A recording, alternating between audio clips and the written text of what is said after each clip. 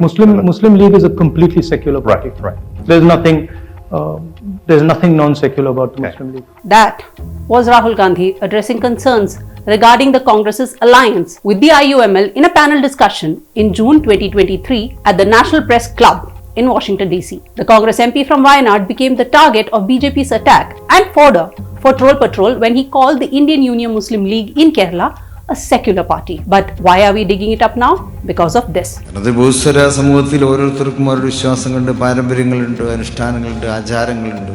അതനുസരിച്ച് മുന്നോട്ട് പോകുവാൻ നമ്മുടെ രാജ്യത്ത് സ്വാതന്ത്ര്യമുണ്ട്.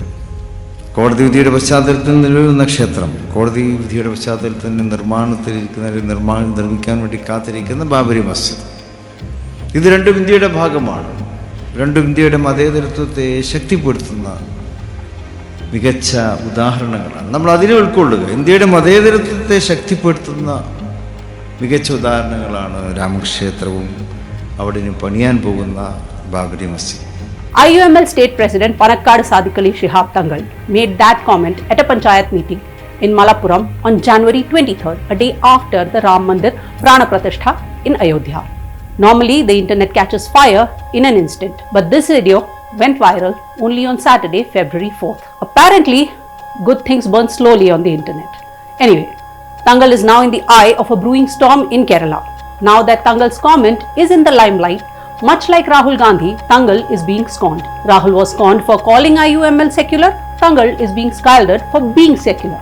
LDF-backed fellow Muslim leader KT Jalil sarcastically commented in a Facebook post that perhaps next Bharat Ratna will be given from Kerala's Malappuram, the stronghold of IUML, a snide remark of or mention of LK Advani's Bharat Ratna. Indian National League decried Thangal's words as welcoming Sangh Parivar's agenda. But what exactly did Thangal say? Let's listen to that again. ഇന്നലെ ഒരു വലിയ സംഭവം നമ്മുടെ രാജ്യത്ത് നടന്നു എന്ന് നമുക്കറിയാം. രാജ്യത്തെ ബഹുഭൂരിഭാഗം ജനങ്ങളും ആദരിക്കുന്ന, ബഹുമാനിക്കുന്ന ശ്രീരാമക്ഷേത്രം, അതൊരു യാഥാർത്ഥ്യമാണ്. അത് രാജ്യം, അതിൽ നിന്നും നമുക്ക് പുറകോട്ട് പോകുവാൻ സാധിക്കുകയില്ല. അത് രാജ്യത്തെ ബഹുഭൂരിപക്ഷം വരുന്നൊരു സമൂഹത്തിൻ്റെ ആവശ്യമാണ്. അത് അയോധ്യയിൽ നിലവിൽ വന്നു എന്നുള്ളതാണ്. പക്ഷെ അതേക്കുറിച്ച് നമ്മൾ അതിനെ പ്രതിഷേധിക്കേണ്ട മറ്റോ കാര്യമൊന്നും നമ്മളെ സംബന്ധിച്ചിടത്തോളം ഇല്ല. അത് ബഹുസ്വര സമൂഹത്തിൽ ഓരോരുത്തർക്കും അവരുടെ വിശ്വാസങ്ങളുണ്ട്, പാരമ്പര്യങ്ങളുണ്ട്, അനുഷ്ഠാനങ്ങളുണ്ട്, ആചാരങ്ങളുണ്ട്. അതനുസരിച്ച് മുന്നോട്ട് പോകുവാൻ നമ്മുടെ രാജ്യത്ത് സ്വാതന്ത്ര്യമുണ്ട്. കോടതി വിധിയുടെ പശ്ചാത്തലത്തിൽ നിലവിലുന്ന ക്ഷേത്രം, കോടതി വിധിയുടെ പശ്ചാത്തലത്തിൽ നിർമ്മിക്കാൻ വേണ്ടി കാത്തിരിക്കുന്ന ബാബരി മസ്ജിദ്, ഇത് രണ്ടും ഇന്ത്യയുടെ ഭാഗമാണ്. രണ്ടും ഇന്ത്യയുടെ മതേതരത്വത്തെ ശക്തിപ്പെടുത്തുന്ന മികച്ച ഉദാഹരണങ്ങളാണ്. നമ്മൾ അതിനെ ഉൾക്കൊള്ളുക. ഇന്ത്യയുടെ മതേതരത്വത്തെ ശക്തിപ്പെടുത്തുന്ന മികച്ച ഉദാഹരണങ്ങളാണ് രാമക്ഷേത്രവും അവിടെ പണിയാൻ പോകുന്ന ബാബരി മസ്ജിദ്. അത് കർത്തവ്യം നമുക്കറിയാം. നമുക്കതിൽ പ്രതിഷേധം ഉണ്ടായിരുന്നു ആ കാലത്ത്. പക്ഷെ അവിടെ സഹിഷ്ണുതയോടെ അതിനെ നേരിടുവാൻ ഇന്ത്യൻ മുസ്ലിങ്ങൾക്ക് കഴിഞ്ഞു എന്നുള്ളതാണ്.